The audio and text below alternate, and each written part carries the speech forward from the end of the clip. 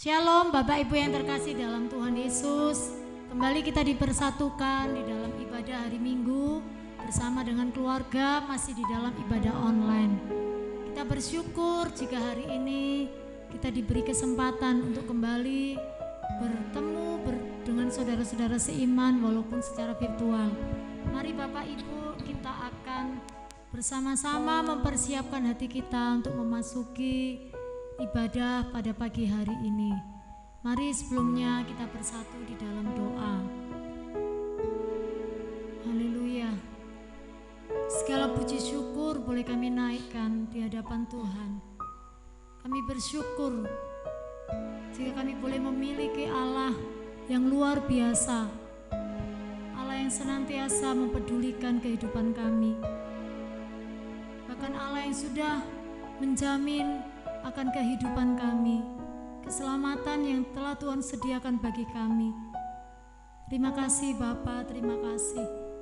Sekalipun dalam situasi dan kondisi yang masih tidak menentu ini, biarlah Tuhan hati kami tenang bersama dengan Tuhan. Kami mau melabuhkan jiwa kami hanya kepada Tuhan. Berkati persekutuan doa kami, ibadah kami bersama dengan saudara-saudara seiman di seluruh muka bumi ini, bahkan juga khususnya bersama dengan keluarga kami. Tuhan memberkati. Dari awal sampai akhir kami menyerahkan jalannya ibadah kami. Terima kasih Tuhan, terpujilah nama Tuhan. Dalam nama Yesus kami berdoa dan kami bersyukur. Amin. Puji Tuhan Bapak Ibu, kita sudah dipersatukan kembali pada hari ini di dalam ibadah Minggu, dan tiba saatnya untuk kita bersama-sama memuji dan menyembah Tuhan. Mari kita menaikkan satu pujian yang mengatakan jalan serta Yesus.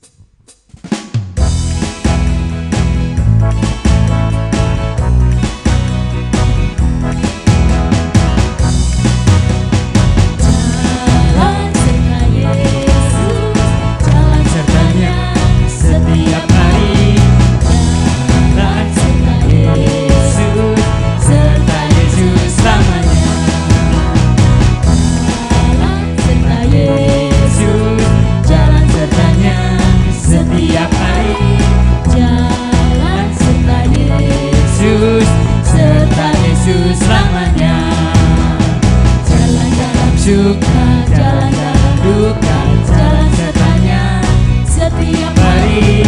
Jalan dalam suka, jalan dalam duka, serta Yesus selamanya. Ku cinta keluarga Tuhan, menjadi mesra sekali. Semua saling mengasihi.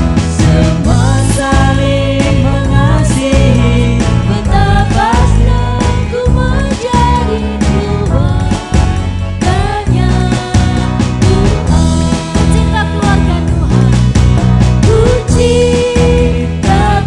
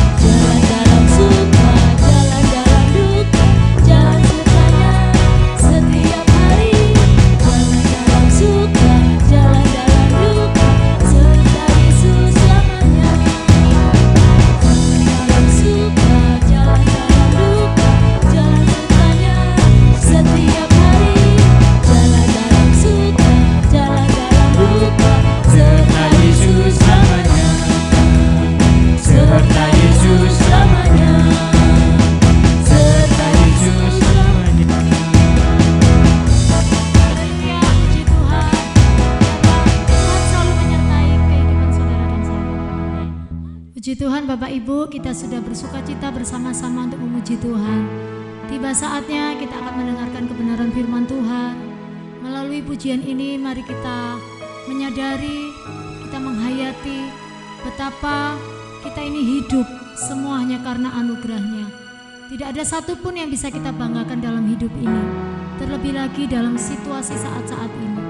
Jika kita bisa melakukan apa yang menjadi kehendak Tuhan, itu pun semata-mata karena kekuatan daripada Tuhan. Mari kita menaikkan pujian ini.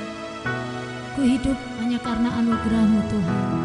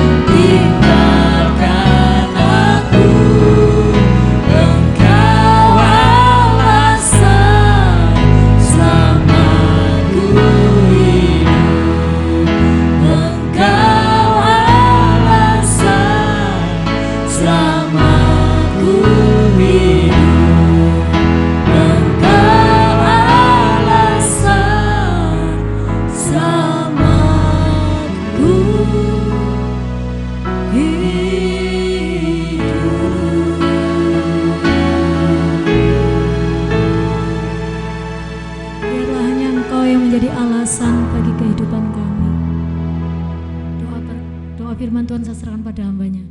Salam Bapak Ibu sidang jemaat yang saya kasihi di dalam Tuhan Yesus Kristus. Bersama-sama kita akan kembali merenungkan firman Tuhan.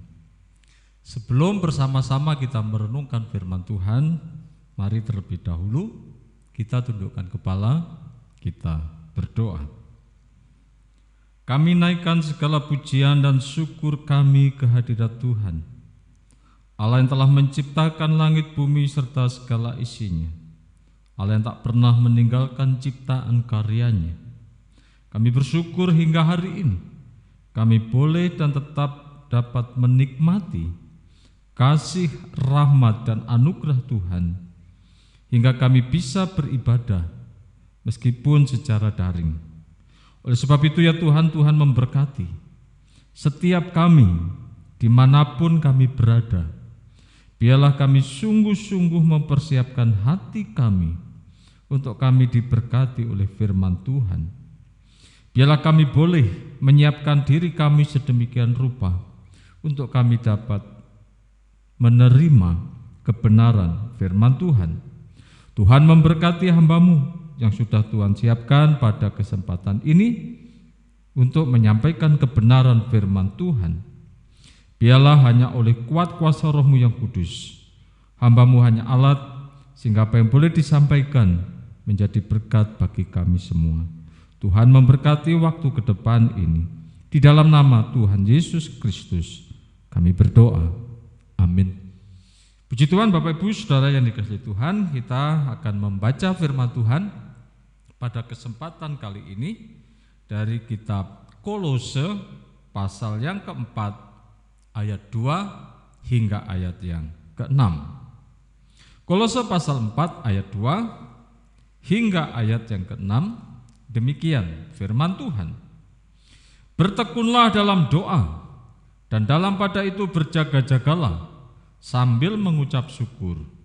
Berdoa jugalah untuk kami, supaya Allah membuka pintu untuk pemberitaan kami, sehingga kami dapat berbicara tentang rahasia Kristus yang karenanya aku dipenjarakan. Dengan demikian aku dapat menyatakannya sebagaimana seharusnya. Hiduplah dengan penuh hikmat terhadap orang-orang luar. Pergunakanlah waktu yang ada. Hendaklah kata-katamu senantiasa penuh kasih, jangan hambar, sehingga kamu tahu bagaimana kamu harus memberi jawab kepada setiap orang. Amin. Berbahagialah Bapak Ibu Saudara yang dikasihi Tuhan, bagi setiap kita orang-orang yang suka membaca firman Tuhan, merenungkan firman Tuhan, terlebih yang melakukan kebenaran firman Tuhan itu dalam hidupnya. Saudara-saudara yang dikasihi Tuhan, hari ini kita akan berbicara bagaimana kita hidup di dalam Kristus.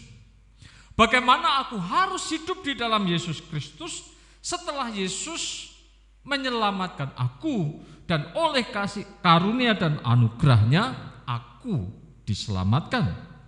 Nah, kepada jemaat di Kolose, Paulus memberikan nasihat-nasihatnya.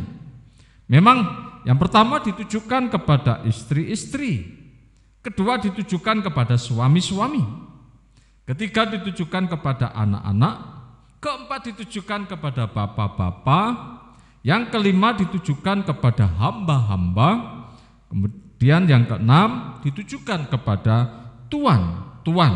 Nah, kita akan lihat bagaimana nasihat Paulus kepada tuan-tuan.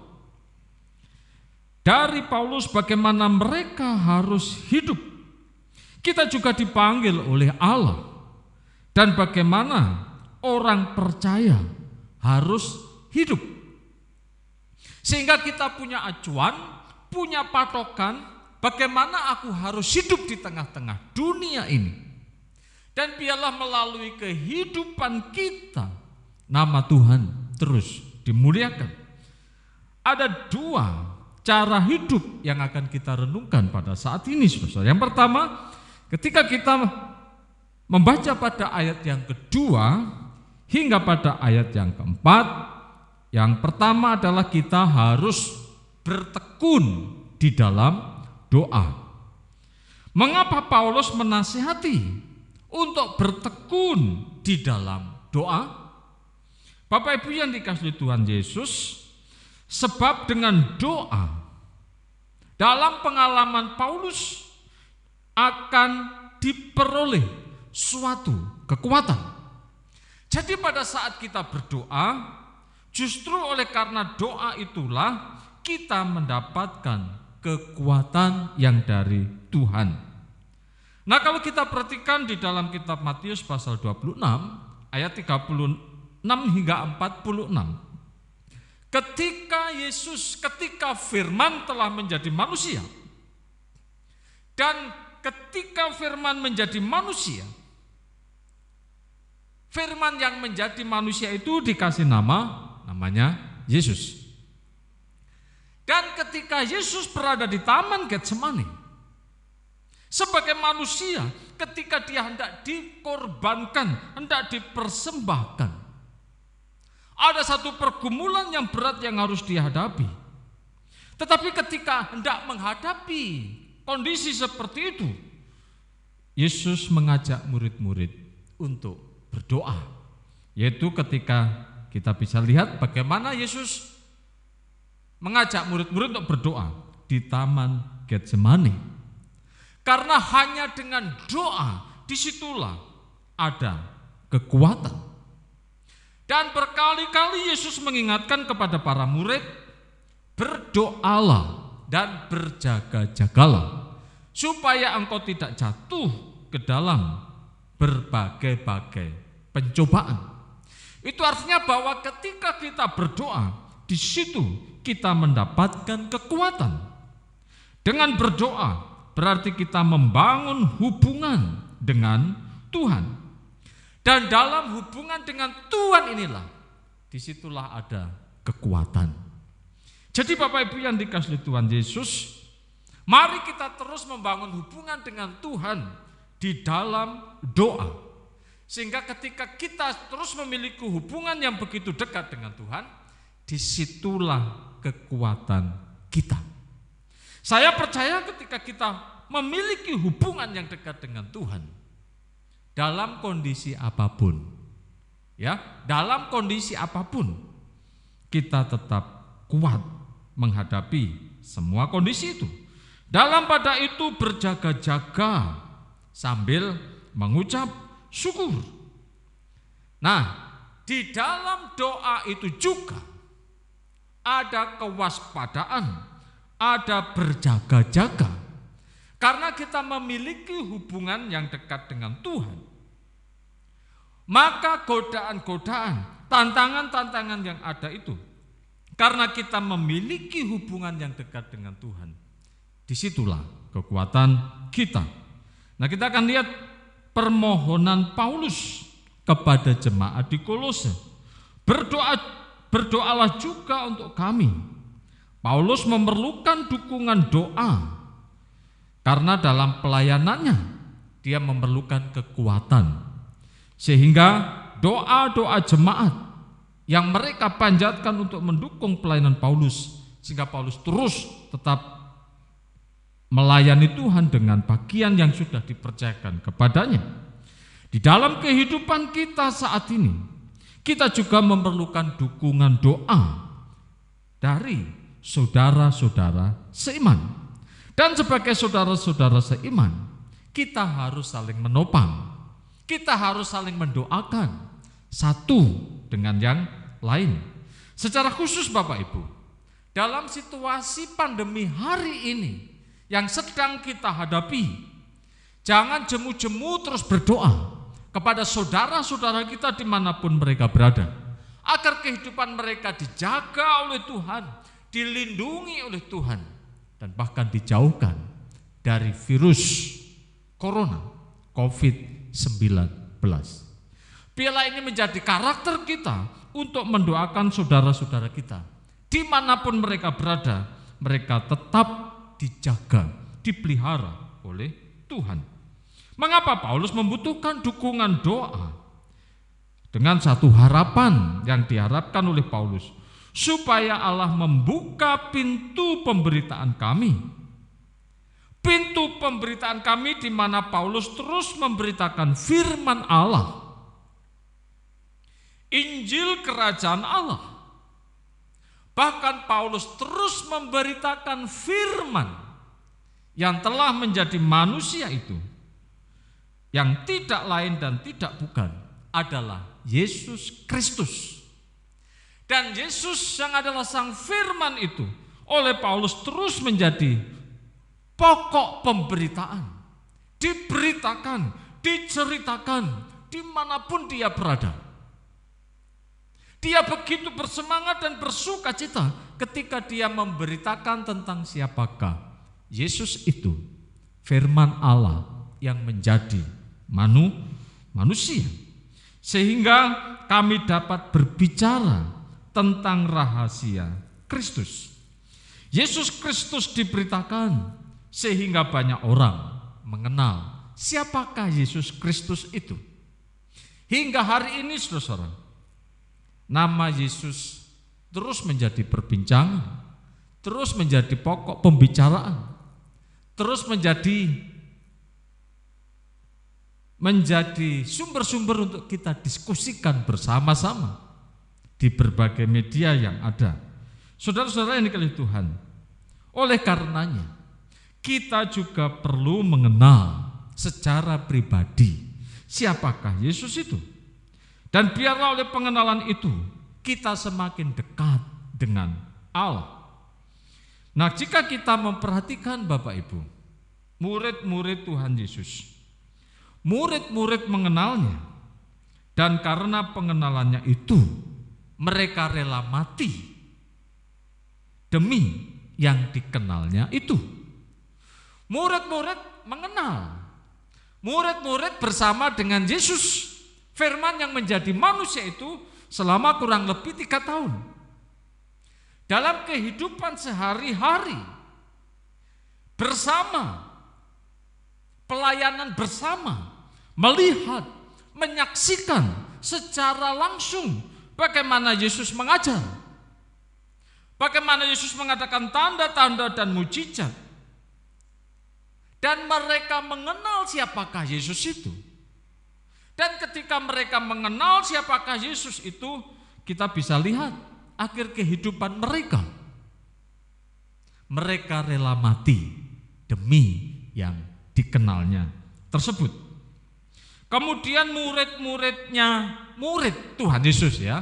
Jadi murid-murid Yesus yang rela mati demi yang dikenalnya. Kemudian juga murid-muridnya Yesus yang kemudian mereka juga punya murid. Murid-muridnya Tuhan Yesus, kemudian murid itu punya murid, murid-muridnya juga punya murid. Jadi dalam generasi perkembangannya seperti itu, mereka mengenal siapakah Yesus itu. Bapak Ibu Saudara yang dikasihi Tuhan Yesus Kristus, murid-muridnya para murid Tuhan Yesus mengenalnya juga demikian.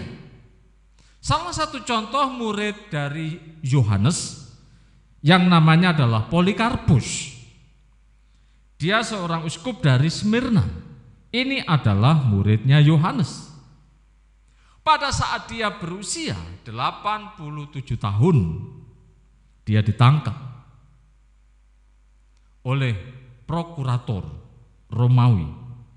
Dan sebelum dia mendapatkan hukuman, ada satu diskusi. Hai Polikarpus, sangkalilah Yesusmu itu, maka engkau akan aku bebaskan dari hukuman ini. Tetapi apa jawab Polikarpus? 86 tahun. Wah, luar biasa saudara.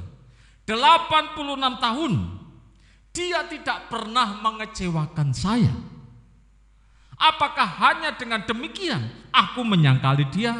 Sekali-kali tidak. Jadi pengenalan muridnya Yohanes adalah muridnya Tuhan Yesus ini, dan Polikarpus mengenal siapakah Yesus itu, dan oleh karena pengenalannya itu dia berani dan dia rela mati demi imannya itu. Karena apa? Polikarpus mengenal siapakah Yesus itu. Jadi Bapak Ibu yang dikasihi Tuhan Yesus, betapa pentingnya hari ini kita sungguh-sungguh mengenal siapakah Yesus itu.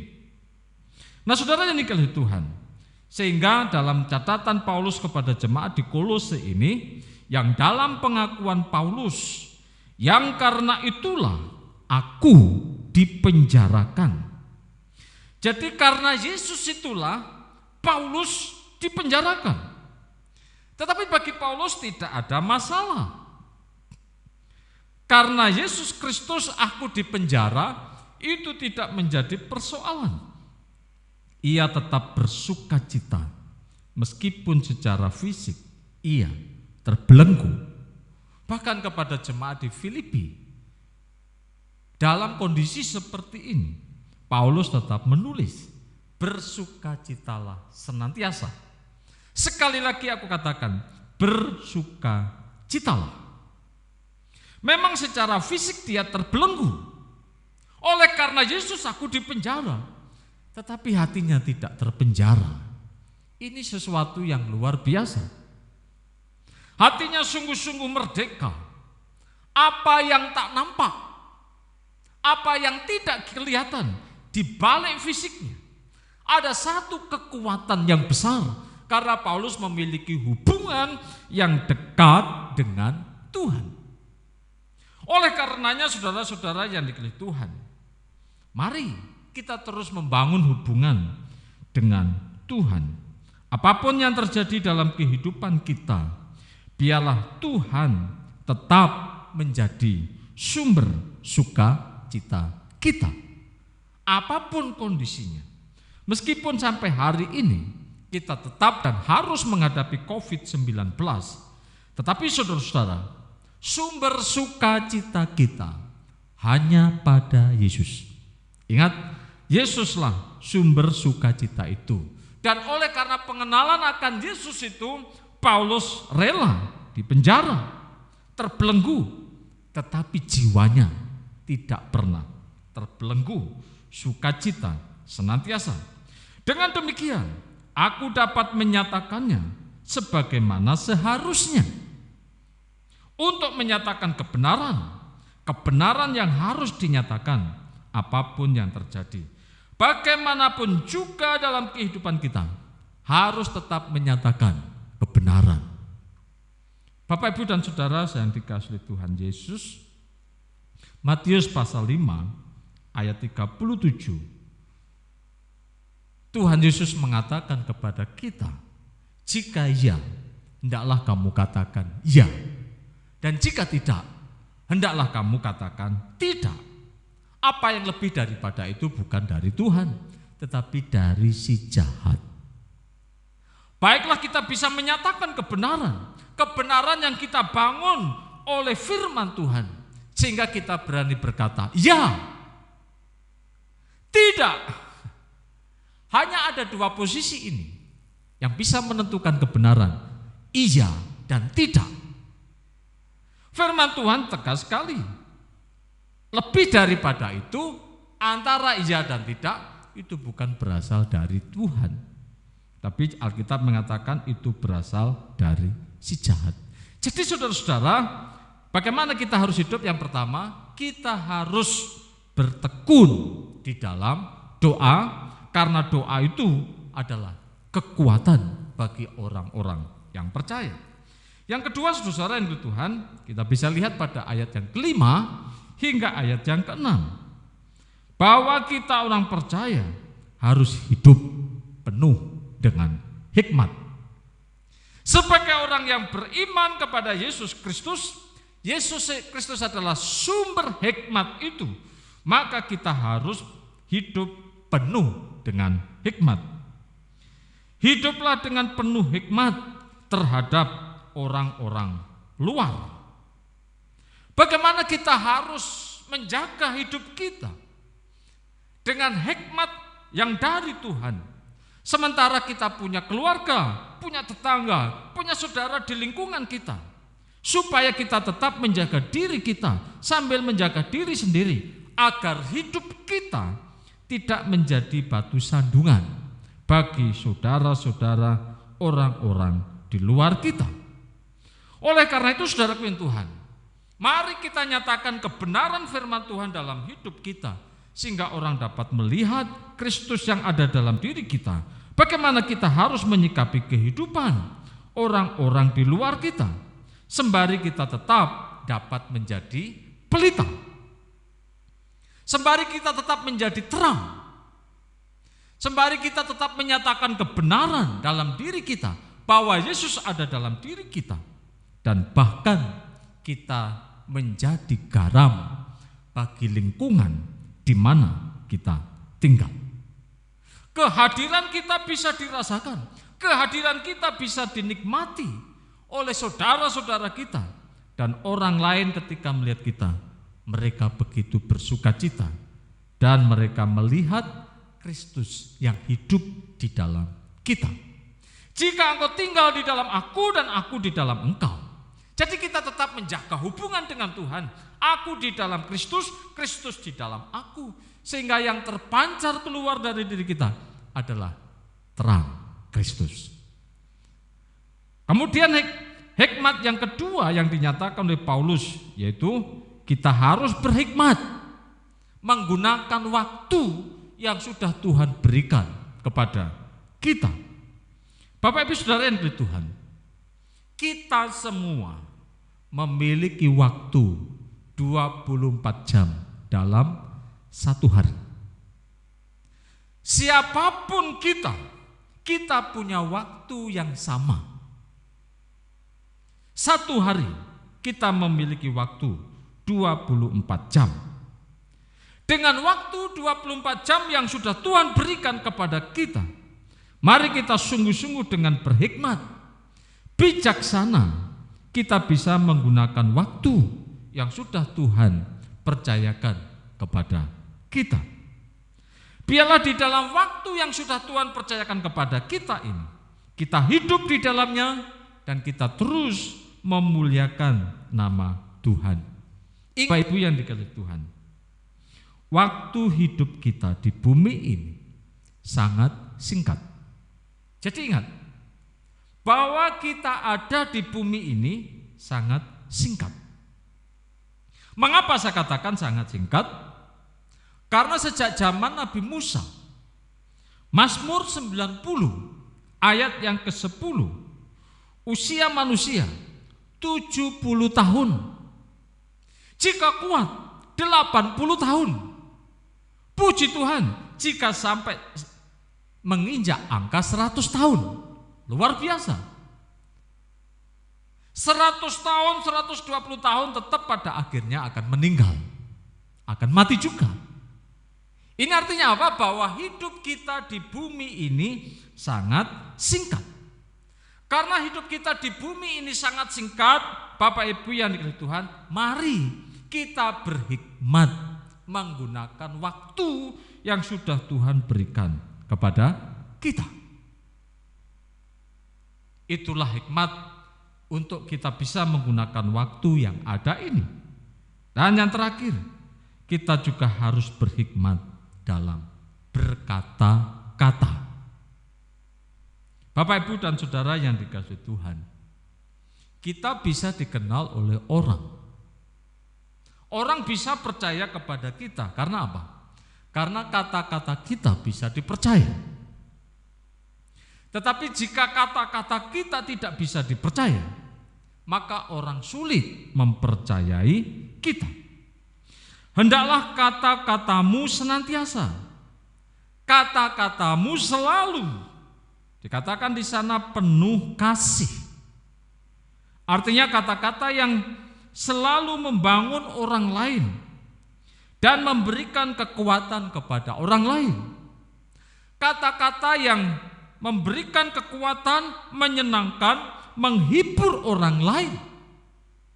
Itulah kata-kata yang penuh dengan kasih, sehingga orang sungguh-sungguh menghargai kita. Oleh karena itu Bapak Ibu yang dikasihi Tuhan, mari kita menjaga kata-kata kita. Baik pada saat kita berkata-kata secara lisan, baik pada saat kita berkata-kata secara verbal, Mungkin di medsos kita menulis, atau di media-media yang ada kita menulis. Apakah tulisan-tulisan kita ini ketika orang lain membaca itu menyenangkan atau tidak? Mari kita belajar berhikmat dalam berkata-kata. Karena kata-kata kita juga bisa kita wujudkan dalam bentuk tulisan. Baik di kertas, bahkan di komputer, di HP kita, di medsos, di mana kita punya. Ini penting saudara-saudara. Mari setiap kata-kata kita selalu penuh dengan hikmat dan jangan hambar. Jadi kata-kata kita tidak boleh hambar. Kata-kata yang kosong, yang tidak ada manfaatnya bagi orang lain, bahkan cenderung merugikan diri sendiri dan merugikan orang lain. Mari kita memilih kata-kata dan mari kita simpan sebanyak-banyaknya kata-kata yang bijak, kata-kata yang penuh dengan hikmat, sehingga kita mengeluarkannya adalah kata-kata yang menjadi berkat bagi banyak orang. Sehingga saudara-saudara, kamu tahu bagaimana kamu harus memberi jawab kepada setiap orang. Jadi sebagai orang percaya, yang kedua kita harus hidup penuh dengan hikmat, khususnya dalam berkata-kata, dan kita bisa memberikan jawaban yang tepat, jawaban yang terbaik ketika ada orang bertanya kepada kita. Dengan penuh kasih kita memberikan jawaban yang tepat dan yang terbaik.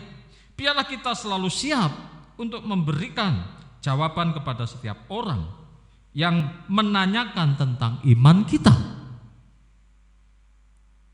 Jadi ketika ada orang menanyakan iman kita kepada Yesus Kristus, maka sesungguhnya disitulah kesempatan bagi kita untuk menyatakan kasih kita kepada mereka, dan kita bisa memberikan jawaban yang tepat, jawaban yang terbaik bagi mereka. Jadi dua cara inilah bagaimana kita harus hidup sesuai yang dituliskan oleh Paulus kepada jemaat di Kolose. Bagaimana yang pertama kita harus bertekun di dalam doa, dan yang kedua bagaimana kita harus hidup penuh dengan hikmat. Kita harus hidup penuh dengan hikmat terhadap orang-orang di luar. Kita harus berhikmat menggunakan waktu yang sudah Tuhan berikan kepada kita. Kita juga harus berhikmat dalam berkata-kata. Kiranya dua hal ini akan sungguh memotivasi kita, mendorong kita untuk kita hidup yang benar, yang sesuai, yang dikehendaki oleh Allah. Tuhan memberkati. Mari kita berdoa. Kami mengucap syukur ya Tuhan atas kebenaran firman Tuhan yang boleh dan yang kami dengar untuk kesempatan hari ini. Kami boleh diingatkan bagaimana kami orang percaya harus hidup. Biarlah Tuhan ketekunan dalam doa terus dapat kami upayakan dalam kehidupan kami. Dan biarlah doa itu menjadi karakter bagi kami. Sebagaimana Martin Luther boleh mengatakannya, bahwa nafas itulah doa kita. Nafas itulah doa orang percaya, doa orang beriman. Sehingga setiap kali itu artinya ketika kami bernapas, ketika kami hidup, kami harus berdoa. Dan biarlah Tuhan hidup kami penuh dengan hikmat. Bagaimana kami harus hidup dan berhikmat di tengah-tengah saudara-saudara kami. Bagaimana juga kami harus berhikmat dalam menggunakan waktu kami. Kami juga berhikmat dalam berkata-kata. Supaya dengan ini nama Tuhan terus dimuliakan. Terima kasih buat kebenaran firman-Mu pada hari ini. Tuhan memberkati sidang jemaat-Mu dimanapun mereka berada. Biarlah kiranya penyertaan dan pimpinan Tuhan senantiasa menjaga dan melindungi mereka, teristimewa di situasi pandemi COVID-19 ini. Terima kasih ya Bapa, kami mengucap syukur buat kebenaran firman Tuhan yang telah kami renungkan hari ini. Di dalam nama Tuhan Yesus Kristus, kami berdoa dan mengucap syukur. Amin. Puji Tuhan, Bapak Ibu, firman Tuhan telah memberkati kita semua. Biarlah firman Tuhan menjadi dasar bagi kita untuk terus menjalani hidup ini. Sejauh ini kita masih terus membutuhkan pertolongan Tuhan. Melalui pujian ini, kita dimampukan untuk terus menjalani hidup ini. Kita mau katakan kepada Tuhan, bukan dengan kekuatanku Tuhan, tapi semata-mata hanya karena pertolongan-Mu.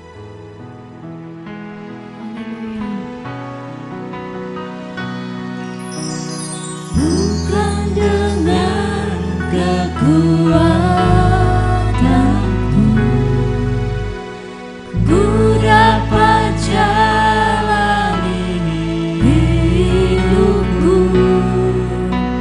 tanpa Tuhan yang di sampingku ku tak mampu sendiri.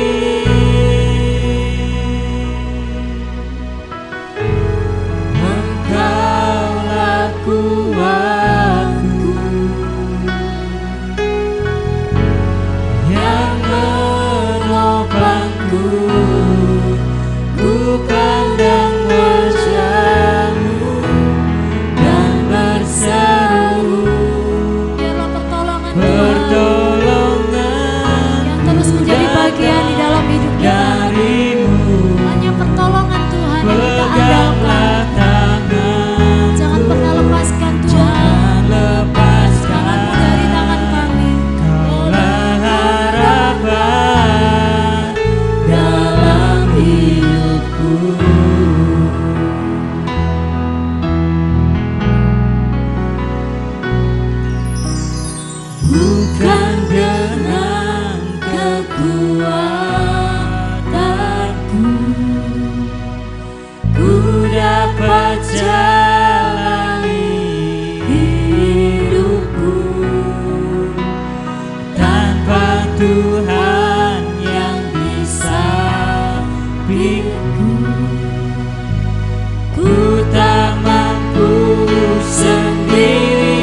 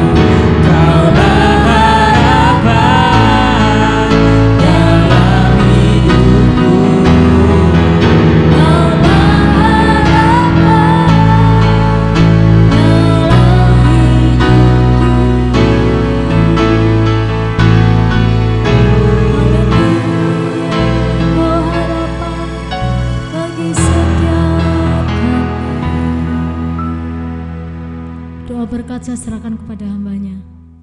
Puji Tuhan, Bapak Ibu Saudara-saudara yang saya kasihi di dalam kasih Tuhan, kita sudah bersama-sama mengikuti ibadah kita hari ini. Kita hendak mengakhiri ibadah kita pada saat ini. Biarlah kita terus nantiasa bersukacita di hadapan Tuhan. Saya mengundang Bapak Ibu Saudara semua, kita bangkit berdiri dan kita tundukkan kepala dan kita berdoa. Segala puji dan syukur kami naikkan ke hadirat-Mu ya Tuhan, atas segala pimpinan, penyertaan dan kasih Tuhan di sepanjang ibadah kami saat ini. Kami boleh mengakhiri ibadah kami hari ini dengan penuh sukacita. oleh sebab berkat-berkat Tuhan yang telah Tuhan curahkan di sepanjang ibadah kami saat ini. Berdoa juga terus bagi bangsa dan negara kami Indonesia yang terus bergumul untuk menghadapi COVID-19 yang terus menjadi persoalan yang belum dapat teratasi saat ini. Biarlah Tuhan terus memberikan hikmat dan kekuatan bagi para pemimpin kami untuk bisa mencegah, mengatasi COVID-19 ini. Biarlah kami sebagai warga negara Indonesia tetap taat dalam segala protokol kesehatan yang telah menjadi acuan dari pemerintah. Tuhan memberkati setiap gerejamu dimanapun berada. Tuhan juga memberkati setiap kegiatan gerejamu di tempat ini dengan seluruh kegiatan dan aktivitasnya. Bapak, Ibu, Saudara yang dikasihi Tuhan Yesus Kristus, arahkanlah hati dan pikiranmu. Terimalah berkat daripada Tuhan. Allah mengarahkan wajahnya kepada engkau. Allah menyinari engkau dengan sinar kasih-Nya, dan Tuhan hendak memberkati engkau. Kiranya anugerah damai sejahtera dari Allah Bapa, cinta kasih sayang dari Yesus Kristus Sang Putra, kuat kuasa dalam persekutuan Roh Kudus, menyertai, memberkati Bapak, Ibu, Saudara sekalian, hari ini sampai selama-lamanya.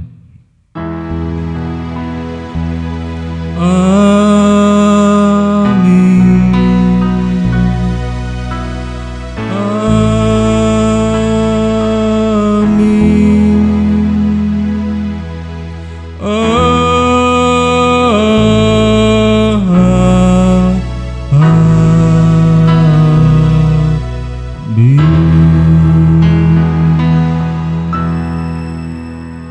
Amin. Silahkan duduk, mari kita ambil saat teduh sejenak.